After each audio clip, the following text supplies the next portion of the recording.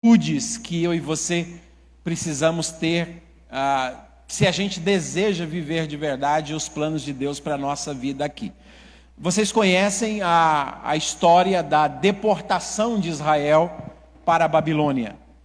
A gente lê a Bíblia e pensa que Nabucodonosor chegou em Israel, pegou todo mundo e levou embora para a Babilônia. Não foi assim. Isso foi em 3 períodos. Nabucodonosor invadiu Israel, invadiu Jerusalém, em 3 momentos diferentes. No primeiro momento em que ele entra em Jerusalém, o texto não diz que ele destrói Jerusalém, não derruba muro, ele não faz nada, a não ser pegar as pessoas da linhagem nobre de Israel. Isso é muito claro lá em Reis, e é muito claro no livro do profeta Daniel. O texto diz que ele leva cativo para a Babilônia apenas os de nobre nascimento, os de sangue azul, os que representavam, vamos assim dizer, uma ameaça se eles ficassem na nação, porque eles poderiam querer declarar e exigir o seu direito da linhagem nobre e levantar um complô, uma rebelião contra o próprio rei da Babilônia. Então, o rei Nabucodonosor leva cativo para a Babilônia apenas os que não tinham defeito, os de nobre nascimento, e entre eles nós conhecemos 4 jovens. Nós temos o nome de 4 desses, que é o Daniel, o Misael, o Ananias e o Azarias, que nós conhecemos como Sadraque, Mesaque e Abednego. Então eles são levados, uma quantidade muito pequena de pessoas são levadas para a Babilônia como cativos. Então o ministério de Daniel está começando agora. Ele é apenas um jovem no capítulo 1, que é levado entre os cativos de Israel, e quando chega a esses nobres na Babilônia, o próprio rei vai dizer para Aspenaz, o seu chefe dos eunucos, que separe dentre esses nobres jovens formados, capacitado em aprender outras culturas, outros idiomas, de uma inteligência muito elevada, e que pudesse ficar por um período de 3 anos sendo examinados na corte de Babilônia, para que eles pudessem então serem úteis lá no Império de Babilônia. E entre esses que foram separados, nós conhecemos o livro de Daniel, que estão esses 4 jovens que Deus os honrou, que Deus os prosperou.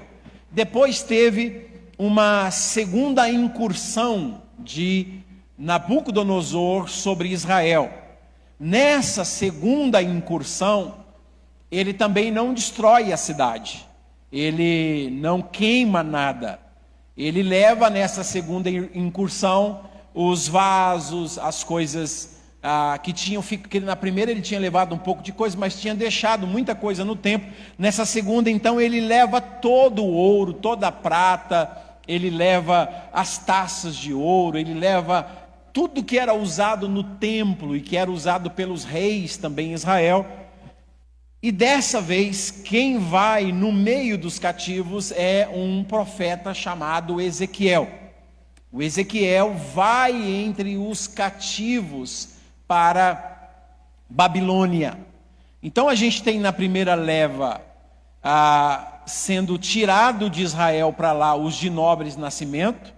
Agora na segunda leva está sendo levada a casta sacerdotal, porque Ezequiel é um sacerdote também e é um profeta de Deus. Está sendo levado a casta sacerdotal, e depois então na terceira leva muitos conseguem fugir da destruição de Jerusalém, e entre esses que conseguem fugir, que é levado de forma obrigatória para o Egito, está o profeta Jeremias.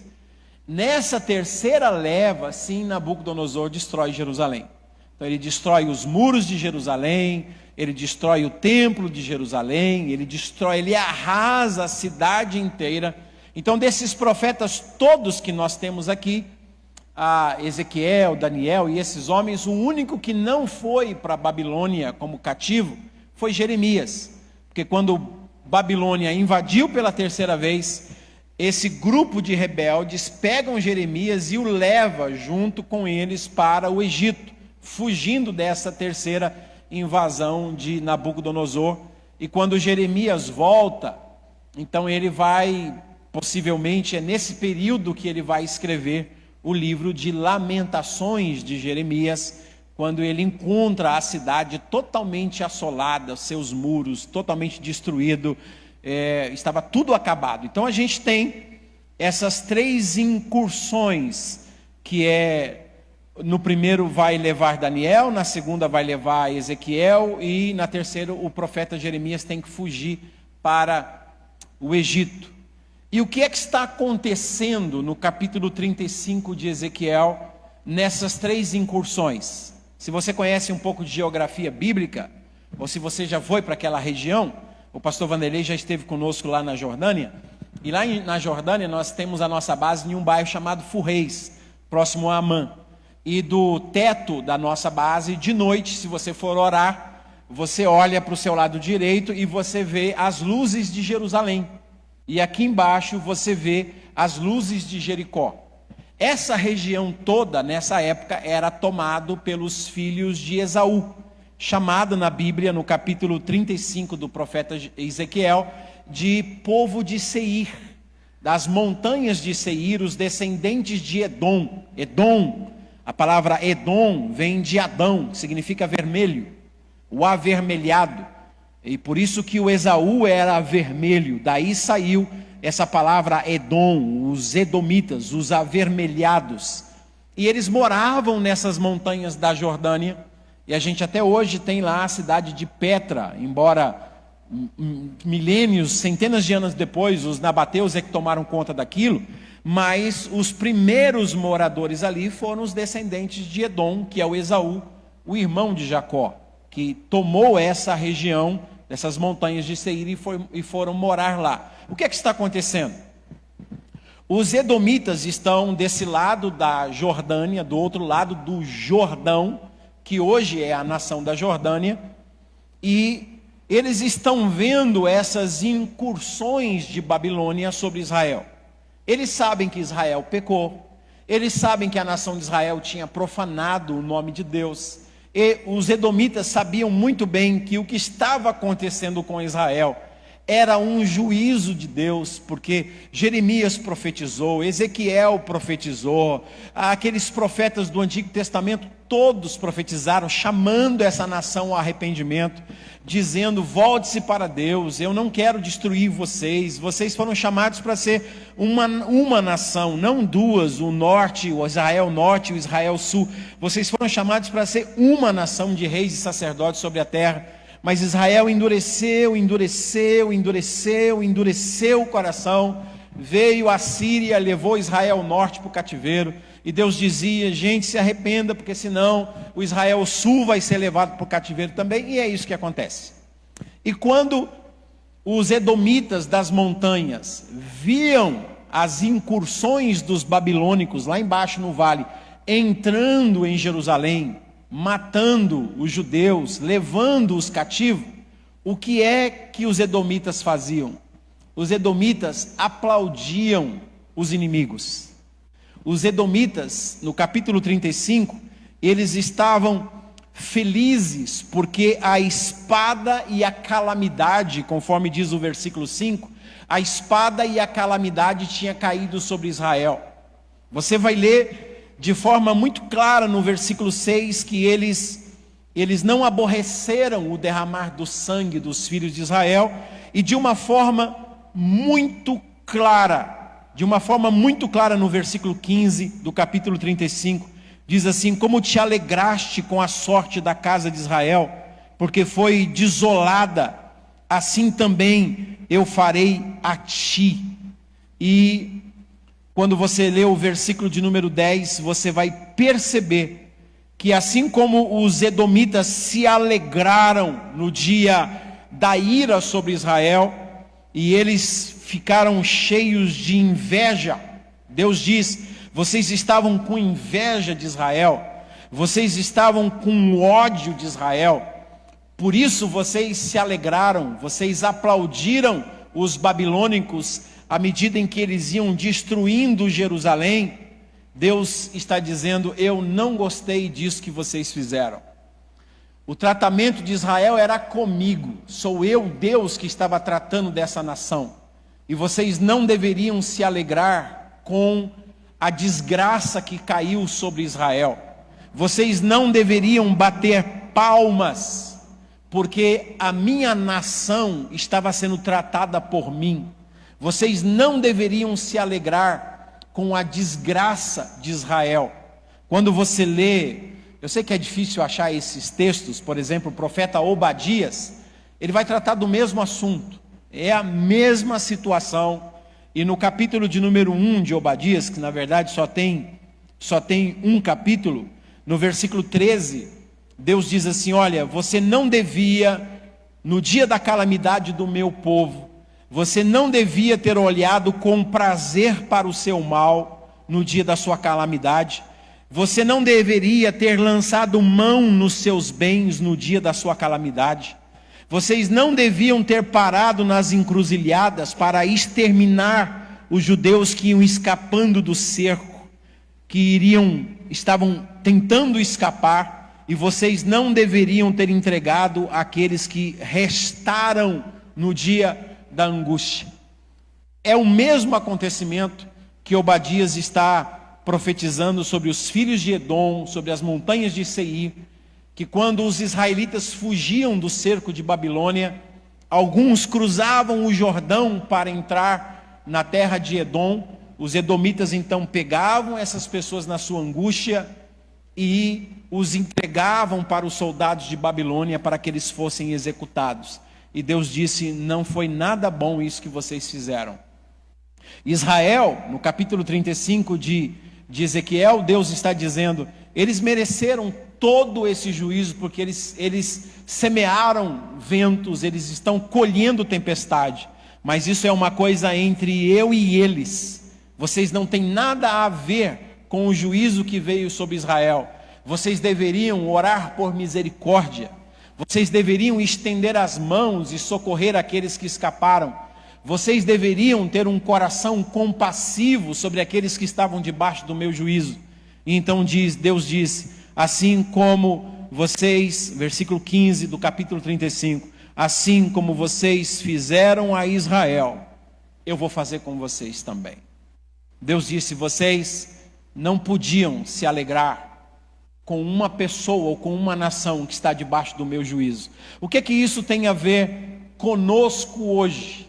Hoje tem muito a ver, porque nós gostamos muito de pregar sobre um Deus vingativo. Parece que muitos dos cristãos, quando eu falo cristãos, eu não estou falando só os evangélicos, eu estou falando de protestantes, eu estou falando de anglicanos, eu estou falando de ortodoxos, eu estou falando de católicos, eu estou falando de tantas outras seitas que existem por aí, mas que tem Jesus como personagem principal, são chamados de cristãos. Hoje parece que o cristianismo prega muito e gosta de pregar a respeito de um Deus vingativo, de um Deus que a gente até tem hinos. Eu não sei se a pessoa que fez esse hino, Deus o livre julgá-la por isso, mas a gente tem hinos que parecem mais um melô da vingança, é uma espécie de cântico da vingança, e parece que a gente está glorificando a Deus porque Deus está se vingando por nós. Pessoas que nos perseguiram e se arrebentaram, a gente diz: está vendo? Tocou no ungido do Senhor. É como que se a gente estivesse feliz porque Deus está destruindo vidas para provar que nós estamos certos. Isso não é evangelho. Um patrão que nos persegue, ou um concorrente que se levanta contra nós, e a gente é de Deus e a gente está andando com Deus, e de repente uma desgraça se abate sobre essas pessoas, então a gente já de imediato quer dizer que Deus está do nosso lado. É por isso que o juízo está acontecendo com eles. Bendito seja Deus que Ele está mostrando a diferença, que Ele está comigo através da desgraça que está caindo sobre a vida daqueles que me perseguiram. Isso não é evangelho. Isso é uma coisa que não tem o seu cerne no evangelho de Jesus, não tem nem no Antigo Testamento. No próprio livro de Provérbios está escrito: se teu inimigo tiver fome, dá-lhe de comer. Se teu inimigo tiver sede, dá-lhe de beber. Porque fazendo isso você vai amontoar brasas de fogo sobre a sua cabeça. Até no Antigo Testamento está escrito que se você tiver gente que se levanta contra você, não é orar para que Deus mande vingança sobre a vida dele, mas é orar para que Deus tenha misericórdia. E se vier juízo, você tem a responsabilidade de estender a mão. Na hora que ele estiver com fome, você pode lhe dar pão para comer. Na hora que o seu inimigo estiver com sede, você pode lhe dar água para beber, porque fazendo isso você vai amontoar brasas de fogo sobre a sua cabeça. Não essas brasas de fogo, quando você lê Romanos capítulo 12, eu acho que é isso, Romanos capítulo 12 e o versículo de número... Venha comigo por gentileza, para vocês não pensar que isso aqui é palavra minha, porque você acha tanto no Antigo como no Novo Testamento.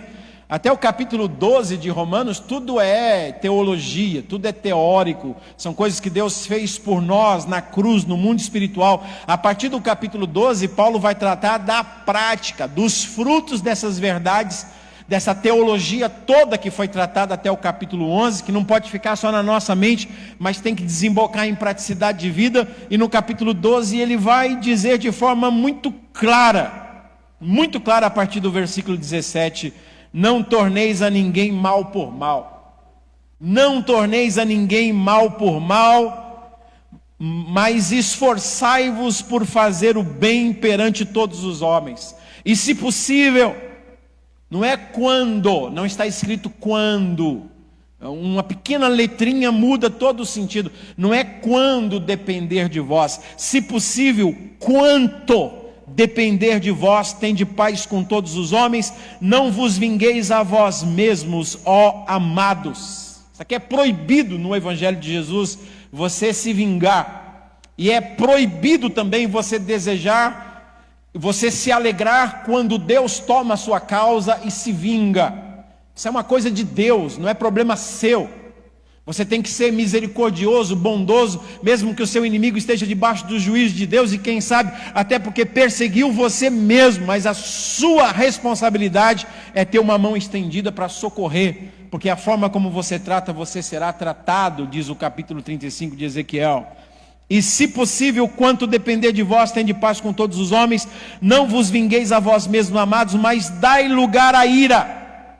Dai lugar à ira? Como assim dai lugar à ira?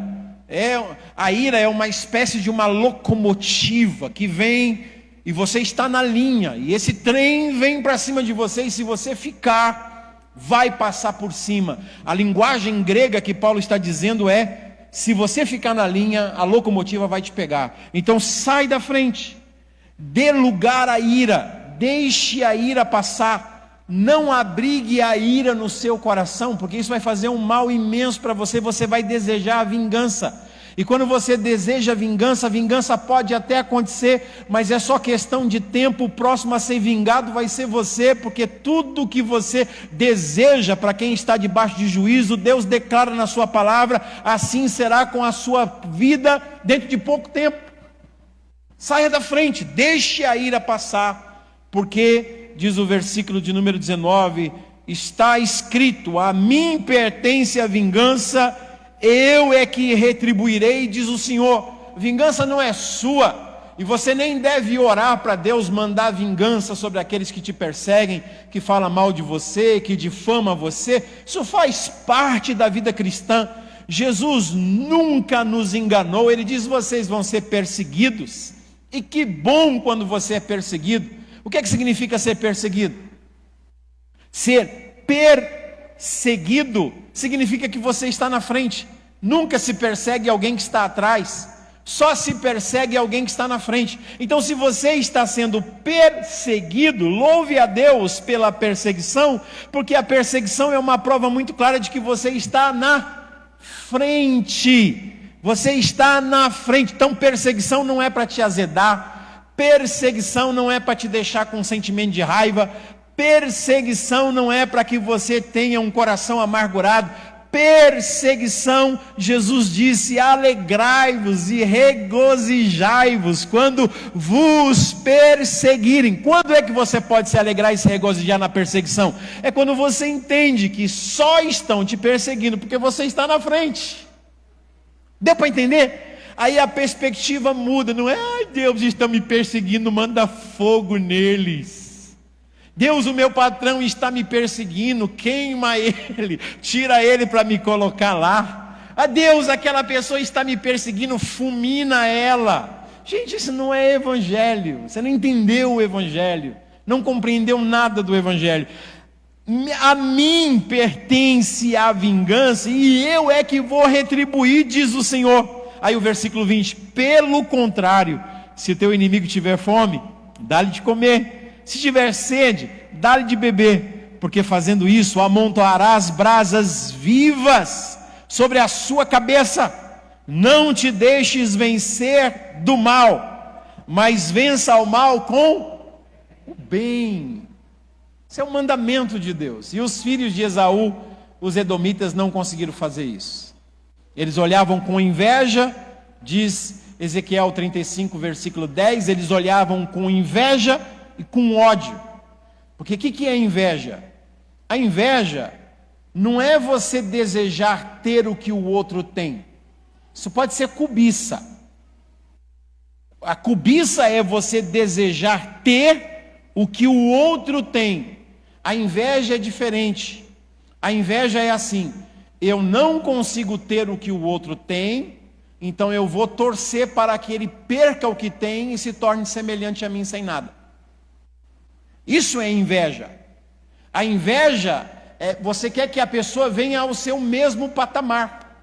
Você não quer que ela desfrute de coisas, você não quer que ela tenha prosperidade, você quer que ela seja semelhante a você. Isso é inveja. Quando uma pessoa começa a ter coisas que vai se destacando, ficando diferente de você, se você não guardar o seu coração, como os edomitas, a inveja pode entrar no seu coração. E eles estão aplaudindo essa destruição de Israel, diz o profeta, por causa da inveja e por causa do ódio. Quantos estão me entendendo, por favor, diga amém. Então, por favor, não cante essa melodia da vingança. Você me viu na prova, não me ajudou, mas agora você vai me ver no palco, os holofotes sobre mim, e vocês vão me ver cantando: tem sabor de mel, tem sabor de mel. A gente canta isso e não percebe que nós estamos plantando ódio no nosso coração. Nós estamos querendo que Deus destrua a vida de pessoas, destrua empresas, mate pessoas, para que a gente se sinta justificado. Deus está comigo, eu sou um ungido, eu sou uma ungida, eu sou um abençoado, eu sou uma abençoada, ninguém mandou tocar em mim. Gente, isso está muito longe do Evangelho de Jesus, muito longe, muito longe. Então, o capítulo 35 de Ezequiel, a gente tem essa lição dos filhos de Esaú, que eles se esqueceram. Eu acho que é Amós capítulo 1, não sei se pode projetar aí. Amós capítulo 1, versículo de número 9. Nós conhecemos a história de Jacó e Esaú. Eles brigaram, vocês lembram lá, o Jacó enganou Esaú, e o Esaú tinha ódio de Jacó, e eles queriam, o Esaú queria matar Jacó. Mas a gente conhece o capítulo 32 e o capítulo 33 de Gênesis. Houve uma reconciliação entre eles. E o capítulo 1 de Amós vai falar que foi feito um pacto entre irmãos. E o texto está dizendo de forma muito clara, se você ler o capítulo todo, é sobre os descendentes de Esaú e os descendentes de Jacó. E esses descendentes de Esaú, assim diz o Senhor, os habitantes de Tiro pecaram repetidamente: não deixarei que fiquem impunes. Por quê? Porque eles quebraram o pacto de irmãos com Israel e entregaram todo o povo como escravo para Edom. Vocês sabem que o Edom é o Esaú. Eles estão rompendo esse pacto, que a gente sabe que Jacó e Esaú tinham adversidades, mas no capítulo 32 de Êxodo e capítulo 33 de Gênesis, eles fizeram uma aliança, Acabou essa nossa diversidade. Você cuida dos nossos filhos, nós cuidaremos dos seus filhos. Estamos em paz. Nós vamos viver do outro lado da montanha, vocês vão viver desse outro lado. Mas os descendentes e os povos de Tiro, eu acho que Tiro hoje é no Líbano, né? É o atual Líbano. Esse pessoal veio, levou os israelitas cativos para Edom, entregaram para Edom e disseram: faz com eles o que vocês querem fazer. E Edom ignorou a aliança que foi feita entre Jacó e Esaú. O povo de Edom recebeu os israelitas como escravos, trataram eles como escravos, e eles então quebraram o pacto de irmãos, que está se referindo ao pacto que Jacó tinha feito com Esaú, de que não haveria escravidão entre eles, de que um não se vingaria do outro. Então as coisas na Bíblia são muito mais profundas por causa dessas coisinhas que a gente vai guardando no nosso coração. Consequências terríveis aconteceram nessas nações por causa desse sentimento de vingança, de ódio, de inveja, de se alegrar com a desgraça do outro. E eu venho aqui nessa manhã, eu sei que isso aqui é uma palavra profética para as pessoas aqui. Não se alegre nunca, por pior que uma pessoa tenha feito a você. Pelo amor de Deus, nunca deseje o mal para ela. Por mais que falaram mal de você, perseguiram você, difamaram você, mentiram para você, desejaram sua destruição, e machucaram você, feriram você, deixaram feridas enormes no seu coração, nunca deseje vingança. Nunca deseje que Deus venha jogar o juízo, embora pode ser que o juízo venha sobre a vida dessas pessoas, porque elas semearam coisas ruins e vão colher coisas ruins, mas isso não é problema seu. Isso aí é entre essa pessoa e Deus. O seu papel é orar: Senhor, poupa esse povo. O seu papel é aprender com Jesus, que na cruz dizia: Pai, perdoa-lhes, porque eles não sabem o que estão fazendo. O seu papel às vezes é até ficar calado. Eu sempre perguntava por que Jesus ficou calado diante de Herodes.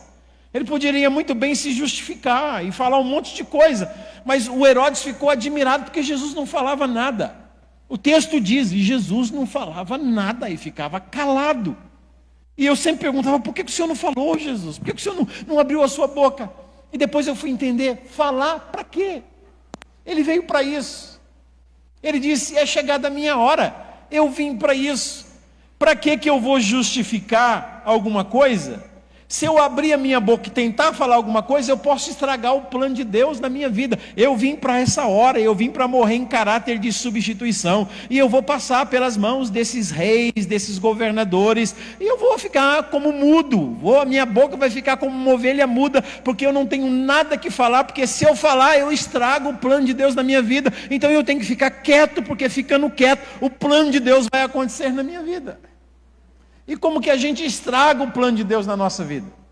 Por causa dessas feridas, por causa de problema, a gente não sabe ficar quieto.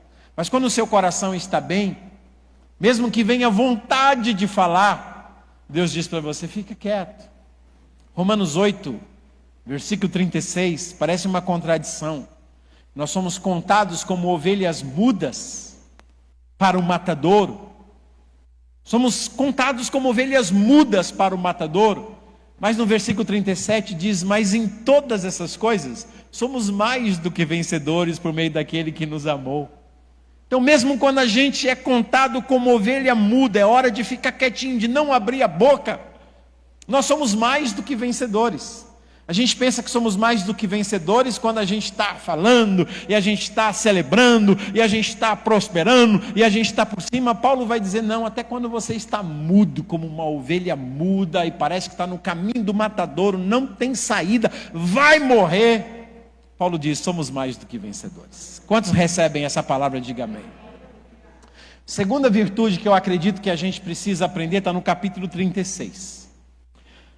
O capítulo 35 eles estão sendo levados para o cativeiro, eles estão sendo levados para a Babilônia, os edomitas estão bagunçando com eles. Eu acho que é o Salmo de número 135 que vai contar esse momento. É o Salmo de número 137, quando esse pessoal, essa última leva, está sendo levado para a Babilônia como cativo.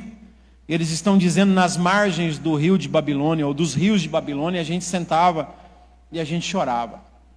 A gente chorava e a gente se lembrava de Sião, dos salgueiros que lá havia, a gente pendurava as nossas harpas, a gente não tinha mais vontade de cantar. Os instrumentos que a gente celebrava em Israel agora eram um motivo de amargura para a gente não tinha vontade alguma de cantar. Porque aqueles que nos levavam cativos, eles pediam canções para a gente, dizendo, e aí pessoal, vocês não são o povo da festa? Canta aí para a gente. Todos escravos cativos, sendo levados cativos para a Babilônia, e eles diziam, os nossos opressores, eles queriam que nós fôssemos alegres, mas a gente estava vivendo profunda angústia, e eles diziam, entoai-nos um cântico de Sião para a gente. E a expressão é, como que nós vamos entoar o cântico do Senhor em terra estranha? Somos cativos, perdemos nossas casas, nossos filhos, estamos debaixo de juízo, estamos em uma amargura tremenda, a gente não tem vontade alguma de ser feliz, não tem desejo algum de cantar, e os nossos opressores estão dizendo, canta para a gente. Como é que a gente vai cantar em uma situação dessas? Se eu me esquecer de ti, ó Jerusalém. E aí você vai ler no versículo de número 7, esse sentimento, essa memória, enquanto eles estão sendo levados para a Babilônia, porque tem que passar ali pela Jordânia, tem que passar para ir para o Iraque, a capital lá onde estava Nabucodonosor, é no Iraque. Tem que passar por ali, aonde estão os filhos de Edom nas montanhas. E o versículo 7 diz, ó Deus, contra os filhos de Edom, lembra-te, Senhor, do dia de Jerusalém, porque eles diziam, arrasai-a até os fundamentos. Ou seja, enquanto Babilônia estava levando os filhos de Israel para o cativeiro, os edomitas estavam dizendo, não só leve esse pessoal para outra nação, cativo, não. Destrói a cidade inteira. Não deixe nada. Não fique nenhuma pedra nessa cidade. Queime tudo. Eles merecem. Então aí, por isso que você vai ver os profetas, tanto o Ageu, como Obadias, como Sofonias, esses homens todos tratando dessa ferida. E você vai ver o juízo de Deus sobre os edomitas. Em todos esses profetas menores, você sempre vai ler uma sentença de Deus sobre os edomitas, porque eles acrescentaram ainda mais a dor dessas pessoas que estavam debaixo do juízo de Deus. Então cuidado quando você fica sabendo de alguém que está com câncer, principalmente alguém que já fez mal para você, alguém que falou mal de você. Cuidado para você não se alegrar com isso. Vigie o seu coração para você não ser um religioso, para você não ser uma pessoa doente na sua alma, para você não se alegrar com a desgraça de outras pessoas. Por isso o texto diz, alegrai-vos com os que se alegram. O próprio Romanos capítulo 12 vai dizer, alegrai-vos com os que se alegram, mas chorai com os que choram.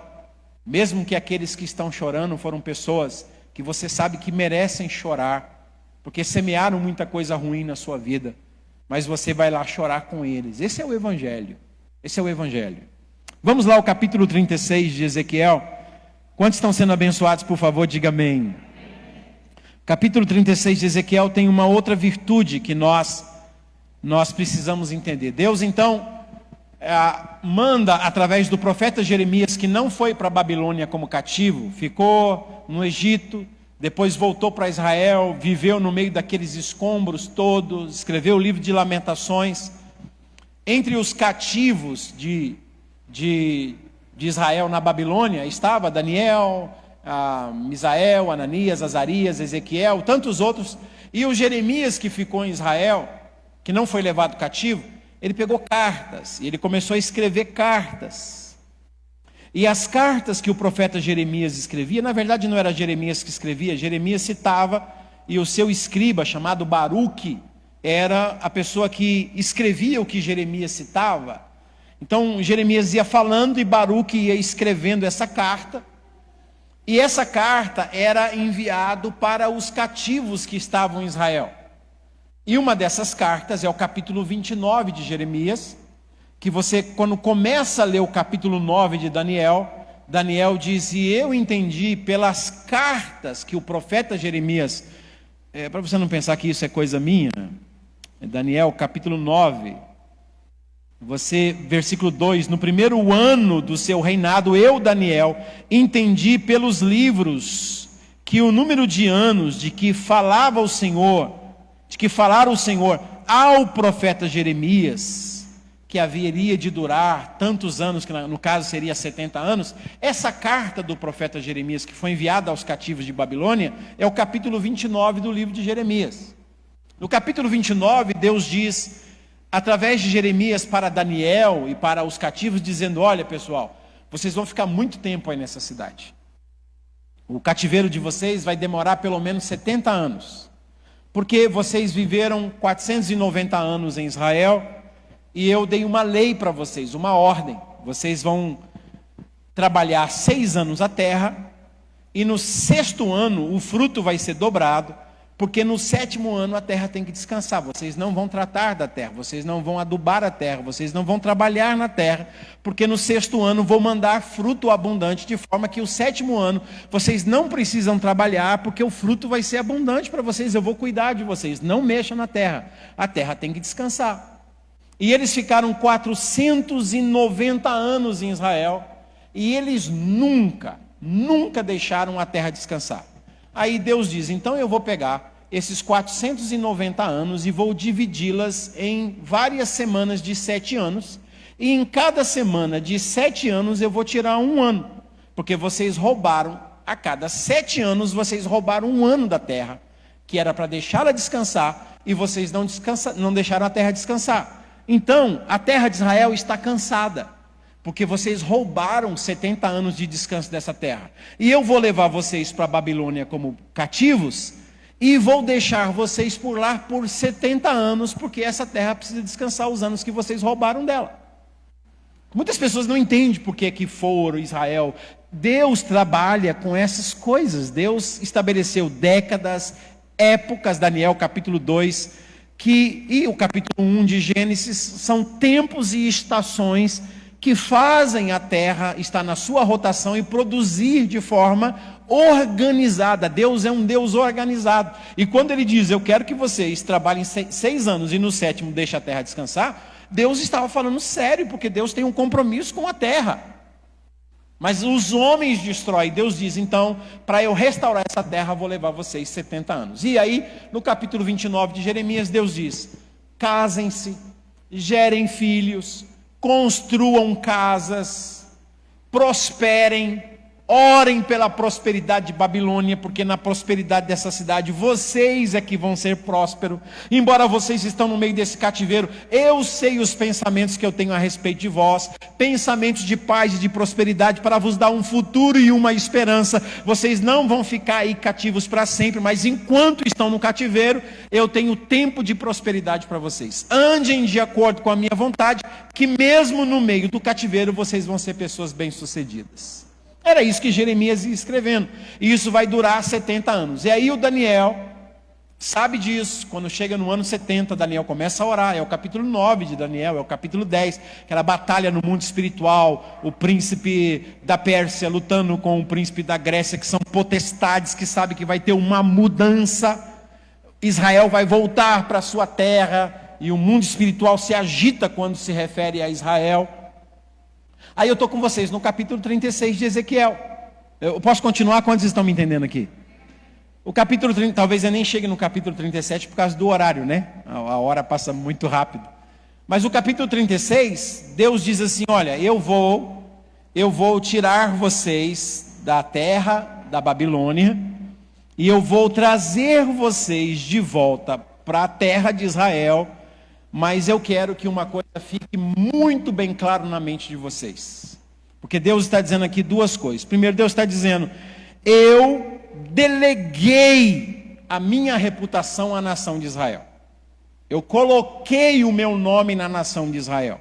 Foi Deus que disse que a nação de Israel iria ser chamada e ia ser reconhecida como a nação do Deus de Israel. Então, o próprio Deus delegou a sua reputação para esse povo. Então, Deus vai zelar pela nação de Israel, não por Israel ser uma nação boa. Deus vai zelar pela preservação de Israel, não porque Israel é uma nação de gente santa, mas porque Deus colocou o seu próprio nome nessa nação. Então Deus vai dizer aqui, olha, versículo 22 de Ezequiel, capítulo 36, venha comigo. Assim diz o Senhor, e Ele está dizendo que isso fique muito claro para vocês: vou tirar vocês da terra do cativeiro, vou trazer vocês de volta para a terra que eu coloquei o meu nome, que eu plantei vocês lá. E Deus diz assim: assim diz o Senhor Deus, não é por amor de vós que eu estou fazendo isso. Muito claro. Eu os tratarei de volta, mas não é porque vocês merecem. Essa tradução é muito legal. Não, mas não porque vocês merecem. Não é por amor de vós, a minha tradução está dizendo, que eu vou fazer essas coisas, ó casa de Israel, mas pelo meu santo nome, que vocês profanaram, desonraram entre as nações. Então, Israel, eu vou trazer vocês de volta para essa terra, mas não é porque vocês são bons. Eu vou trazer vocês de volta para essa terra, é porque eu coloquei a minha reputação em vocês. Então as nações vão olhar para vocês, e à medida em que eles veem o meu cuidado por vocês, é o meu nome que vai ser honrado, ou é o meu nome que vai ser desonrado. Então é por amor ao meu nome que eu vou fazer coisas maravilhosas na sua vida. E essa aqui é uma segunda coisa que eu e você precisamos entender.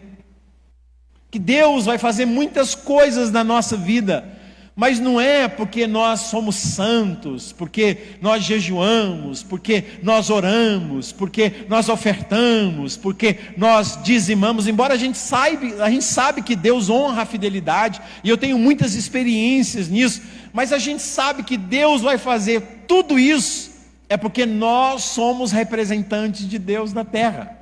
Não é porque nós somos mais santos do que qualquer outra nação ou qualquer outro povo, mas é porque Deus colocou o nome dele na nossa vida. Então, quando você começar a prosperar no seu negócio, na sua empresa, quando você começar a avançar no seu relacionamento, e Deus começar a expandir o seu campo de influência, quando Deus começar a abençoar o seu ministério, a sua igreja, te dar uma família maravilhosa, linda, com filhos maravilhosos e lindos, com saúde, pelo amor de Deus, não pense que é por causa da sua virtude, é por causa da bondade de Deus. É hora de levantar as mãos e dizer: é a graça de Deus que está fazendo isso, é favor imerecido, eu não mereço, é Deus que é bom, e vai glorificar o nome dele através de mim, apesar de mim. Deu para entender? Deus está dizendo: vou colocar vocês de volta na terra, vai ser um momento glorioso, mas fique muito claro, vocês não merecem isso não, porque se fosse depender de merecimento, ficariam aí na Babilônia a vida toda, mas é porque eu tenho um compromisso com a minha palavra, e eu coloquei a minha reputação em vocês. E quando a gente ora o Pai Nosso, a gente sabe que Deus colocou o nome dele em nós. Pai nosso que estais no céu, santificado seja o seu nome. Nós somos portadores desse nome, Deus colocou esse nome em nós, e a forma como a gente é próspero vai mostrar para as pessoas que Deus está fazendo. E quando as pessoas olhar para a gente tem que deixar muito claro: não é pela minha justiça, é pela bondade de Deus. É Deus que decidiu me abençoar, não porque eu mereço, mas porque Ele colocou o nome dele na minha vida. Quando essas duas virtudes estiverem em nós, não vai ter mais esse sentimento assim de que, olha para mim, eu estou sendo abençoado porque Você deve ter uma brecha na sua vida. Tá claro, é uma brecha, porque olha aqui a minha vida, não tem brecha. Queridos, como que a gente está longe. Quando a gente vê as pessoas passando por dificuldade, a primeira coisa que você quer saber não é se a pessoa está bem ou mal, mas você quer saber onde foi a brecha que ela deu para Satanás. Não é isso? Com certeza foi uma brecha que ela deu para Satanás. Não estou dizendo que isso não acontece, tem pessoas que dão brecha mesmo. Mas você não foi chamado para ver uma pessoa com necessidade e você está sendo abençoado e você olhar e dizer assim, qual foi a brecha que ela deu? Não, você não foi chamado para descobrir qual foi a brecha que ela deu. Primeiro você tem que se preocupar com a pessoa, como é que ela está. Conversar com a pessoa. A gente fala, eu amo muito você, viu, meu irmão? Olha, estou orando por você. A gente tem uns vícios tão terríveis. A gente não visita, a gente não vai lá, a gente fica ouvindo dos outros. A gente nunca... Uma vez eu formei um juízo de um pastor. Cara, um pastor guatemalteco. Eu morava na Guatemala na época, onde nasceu a minha filha mais velha. E me falaram de um pastor, e algumas pessoas me contaram, e eu nem conversei com o pastor, eu olhava para o pastor, e para mim ele era aquilo que algumas pessoas tinham dito. De forma que eu nem queria me aproximar dele, eu não queria ter conversa com ele, porque falaram... Eu sei que veio o Mitch, aquele tornado Mitch, matou 40 mil pessoas na Guatemala e nesses países ali, El Salvador, Honduras, Nicarágua, e eu sei que a gente foi se envolvendo em uma ação social para socorrer as pessoas danificadas, e eu me aproximei desse pastor e a gente foi carregando o colchão e carregando as coisas. Ele dispôs a caminhonete dele e depois ele dispôs... Eu fui conversando, e fomos conversando e nos tornamos amigos. A gente começou a tomar café, começou a almoçar e bater o papo. E chegou um dia que eu tive que sentar perto dele e falar assim, cara, eu queria muito te pedir perdão. E ele disse assim, por quê? Eu falei assim, porque eu tinha uma visão errada de você. Porque algumas pessoas falaram alguma coisa a seu respeito e eu nunca me aproximei de você para saber se era verdade ou não. Nunca perguntei para você. Formei um juízo sobre você em cima do que os outros falaram e perdi a bênção de desfrutar dessa comunhão tão maravilhosa com você, com a sua família, porque eu tinha uma ideia pré-concebida a seu respeito por coisas que eu ouvi e que eu nunca perguntei para você, e aí Deus criou circunstâncias para a gente estar junto. Cara, esse camarada é um grande amigo meu, e ele nunca foi nada daquilo que pessoas invejosas, que pessoas cheias de sentimento de difamar, né? Porque difamar é você tirar a fama, a difamação é você tirar a fama de uma pessoa, e todos nós estamos sujeitos a sermos difamados, e não tem nenhum problema você ser difamado, isso é normal. O que você não podem é tocar no seu caráter, na sua integridade. Então a sua fama, as pessoas podem mexer, desde que não mexam na sua integridade. A esposa de Potifar mexeu na fama de José, mexeu na fama dele. Esse cara tentou me violentar, era mentira. Ela difamou José, mas ela não mexeu na integridade de José, ela não mexeu no caráter de José. E aí foi só questão de tempo para que aquele que difamou fosse ele mesmo revelado de que era um difamador. Então, por difamações, todos nós vamos passar. O que a gente não pode deixar é que as pessoas mexam com o nosso caráter, com a nossa integridade. Quantos estão entendendo? Diga amém. Bom, você vai dizer assim, o que isso tem a ver com missões? Tem tudo a ver com missões. Essas duas virtudes têm tudo a ver com missões. Tudo. Quando a gente sabe que tem pessoas como no Haiti, esses dias eu estava lá, um senhor chegou para mim e disse, você pode me ajudar? E eu disse, posso. E ele conversou normal, não tinha nenhuma expressão de dor. E ele disse assim, eu preciso de ajuda, porque tem 9 dias que aconteceu o terremoto e eu não vi médico, não vi nada. E eu percebi que tinha um pano enrolado no pé dele. E eu disse, o que aconteceu? Ele falou, caiu uma laje da minha casa em cima do meu pé. E eu pensei que estava inchado. Na hora que ele tirou o pano, os dedos estavam amputados. E ele não tinha colocado absolutamente nada. Aquilo ali, eu quase que eu desmaiei, minha pressão baixou, eu tive que colocar minha cabeça para baixo. E ele, sem sentir dor nenhuma, mostrando. E aí nós fomos socorrer, chamamos o médico correndo, e os socorristas e todo mundo, e outras pessoas com fratura exposta, sendo costurada. Isso, com 9 dias depois do terremoto, não tinha chegado médico, não tinha chegado nada nesses lugares. Nós éramos os primeiros que estavam chegando lá. E aí uma pessoa perguntou assim para mim: puxa vida, cara, quando é que esse povo vai aprender a escutar o juízo de Deus? Porque isso aí só pode ser juízo de Deus, não é não, missionário? Eu trabalho no Haiti tem muitos anos, não só com terremotos. Nós temos um monte de órfãos nos nossos orfanatos, que só os adolescentes é que são do terremoto de 2010, os outros são dos tornados que passam anualmente, todo ano passam tsunamis, tornados, alguns tsunamis, mas tornados, tempestades e furacões, matam muita gente naquela região. E nós temos muitos órfãos nos nossos orfanatos que são vítimas, os seus pais morreram nos tornados. E eu sei que é um país que está em um lugar geográfico que não é legal, mas aí eu preferi dizer para essa pessoa: olha, você pode ver o juízo de Deus através desse terremoto, mas eu prefiro ver a misericórdia de Deus através dessas dezenas de voluntários que estão comigo aqui. Olha para aquele médico. Eu vejo a misericórdia de Deus aqui no Haiti, eu não vejo o juízo de Deus.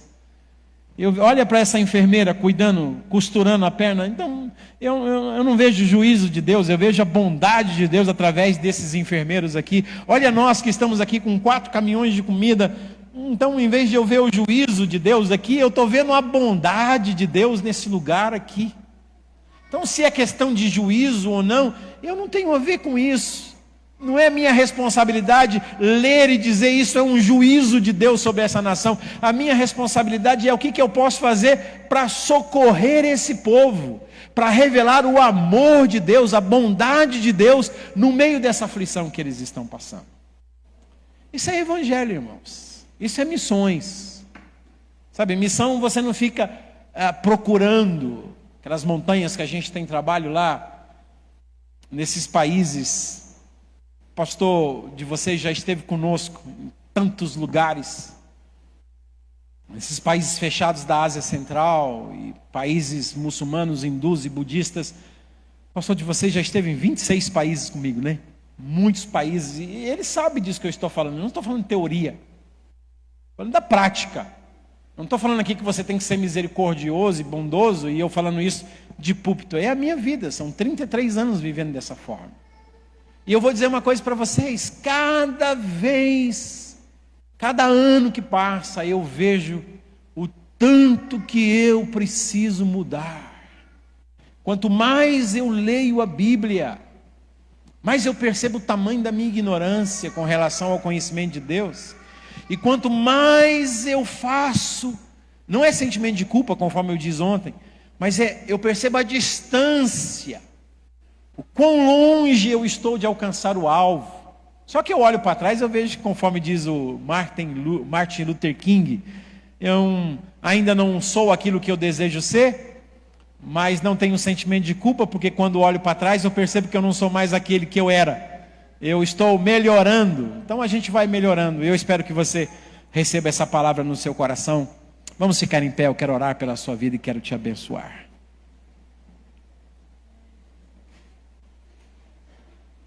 Bendito seja o nome do Senhor Jesus.